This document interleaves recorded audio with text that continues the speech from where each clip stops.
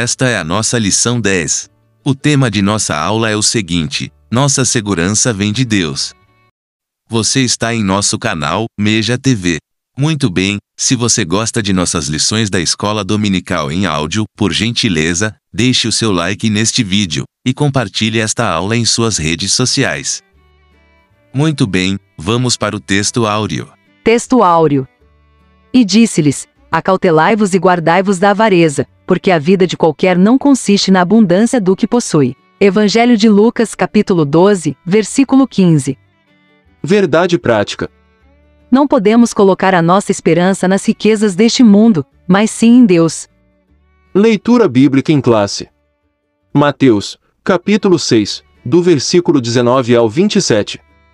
Eu passo a ler. Não ajunteis tesouros na terra, onde a traça e a ferrugem tudo consomem, e onde os ladrões minam e roubam. Mas ajuntai tesouros no céu, onde nem a traça nem a ferrugem consomem, e onde os ladrões não minam nem roubam. Porque onde estiver o vosso tesouro, aí estará também o vosso coração. A candeia do corpo são os olhos, de sorte que, se os teus olhos forem bons, todo o teu corpo terá luz. Se, porém, os teus olhos forem maus, o teu corpo será tenebroso. Se, portanto, a luz que em ti há, são trevas, quão grandes serão tais trevas? Ninguém pode servir a dois senhores, porque ou há de odiar um, e amar o outro, ou se dedicará a um, e desprezará o outro. Não podeis servir a Deus, e a Mamom.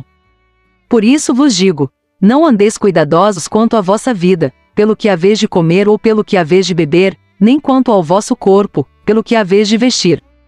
Não é a vida mais do que o mantimento, e o corpo, mais do que a vestimenta? Olhai para as aves do céu, que não semeiam, nem cegam, nem ajuntam em celeiros, e vosso Pai Celestial as alimenta. Não tendes vós muito mais valor do que elas? E qual de vós poderá, com todos os seus cuidados, acrescentar um côvado à sua estatura? Muito bem. Vamos para a introdução. Nesta lição 10, veremos que jamais devemos colocar a nossa esperança nos bens materiais, mas sim em Deus. No Sermão do Monte, Jesus ensinou a respeito do dinheiro, de ajuntarmos tesouros neste mundo, e sobre a ansiedade. Tal ensinamento não significa que não podemos ter bens materiais, mas mostra que devemos ter cuidado com a avareza, pois o amor do dinheiro é a raiz de todos os males, conforme 1 Timóteo, capítulo 6, versículo 10. Precisamos ser vigilantes, pois o apego aos bens terrenos nos escraviza, tornando-nos dependentes das coisas materiais, e não mais do Senhor, que provê as nossas necessidades. Ponto 1. Riqueza do céu e riqueza da terra. Subponto 1. Uma conciliação impossível. Já experimentamos o novo nascimento, somos novas criaturas, e não devemos novamente ser dominados pela concupiscência dos nossos olhos nem pela soberba deste mundo, conforme 1 João, capítulo 2, versículo 16. Uma das tentações de Satanás, quando o Senhor Jesus passou pelo processo de tentação, foi o oferecimento dos reinos deste mundo. Jesus rejeitou tal proposta de imediato, pois seu coração não estava nas coisas deste mundo, e ele sabia a quem devia a adoração verdadeira. O crente precisa estar consciente de que não é possível agradar a Deus, e aos homens, servir a Deus, e a Mamom, ou seja, dinheiro e cobiça. Se nossos corações não estiverem purificados pelo sangue do Cordeiro, andaremos em direção oposta a Deus, e passaremos a servir ao dinheiro. Subponto 2. Tesouros da terra e tesouros do céu. Jesus não aprovou a posição dos escribas e fariseus em relação ao dinheiro.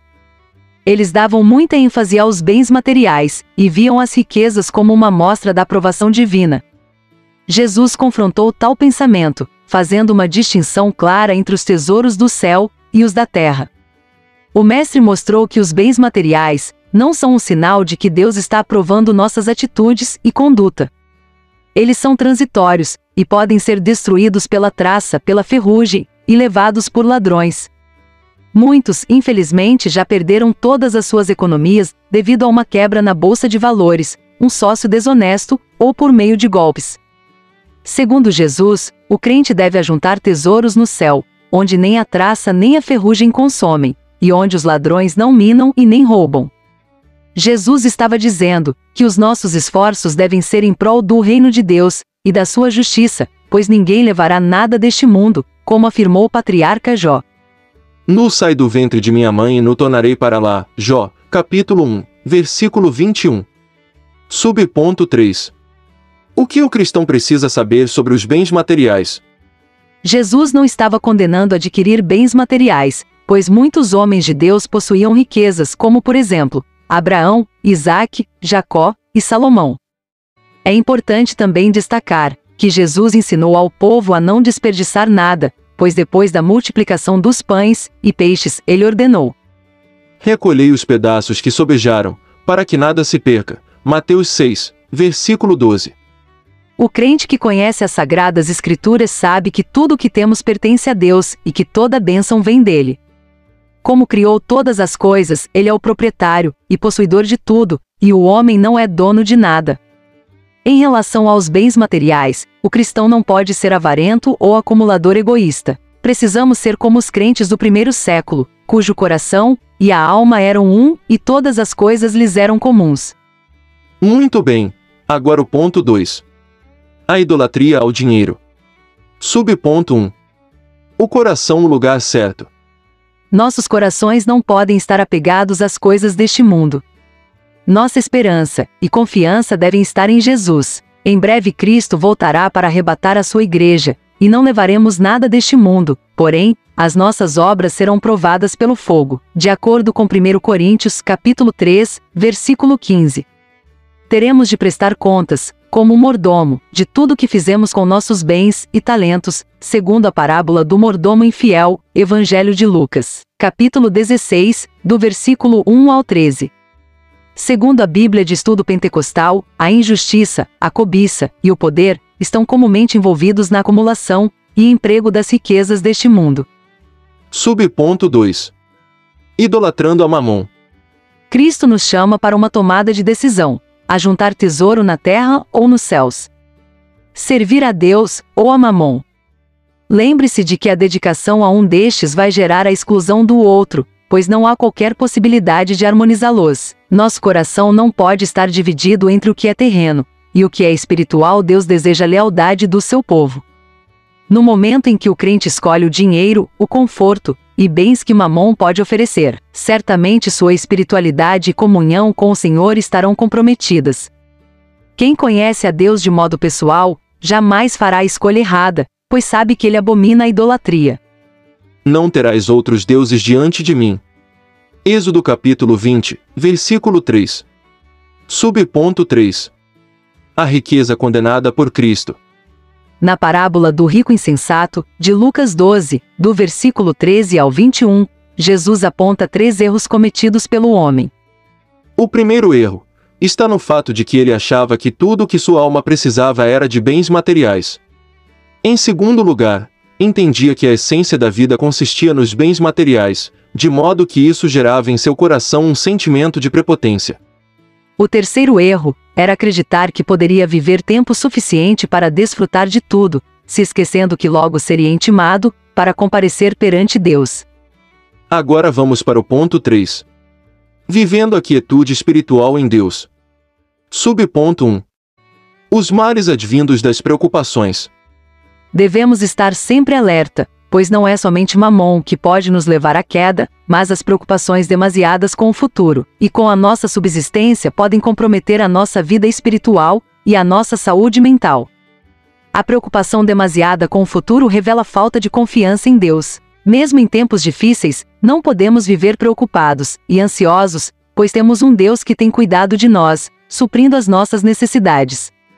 Ele já nos concedeu a salvação e proverá tudo de que precisamos. Não podemos viver como Marta, que poderia estar aos pés de Jesus, mas optou andar distraída em muitos serviços, conforme o Evangelho de Lucas 10, versículo 38 ao 41. Quando não temos equilíbrio, a preocupação e o serviço em excesso roubam a nossa comunhão com Deus. Precisamos trabalhar e servir ao Senhor, mas jamais podemos nos esquecer de que a nossa tarefa mais importante é a nossa devoção e adoração a Ele. Subponto 2. Vivendo sem inquietação. O materialismo afastou o homem de sua quietude, da simplicidade, do contato com a natureza, da qual poderia extrair grandes e preciosas lições para sua vida. Para mostrar que não devemos estar inquietos, Jesus usa como referência as aves. Elas não semeiam, não colhem, e nem ajuntam em celeiro, mas o Pai Celestial as sustenta. Só podemos viver sem inquietação quando tomamos consciência de que somos filhos de Deus, e que seu cuidado é especial para conosco.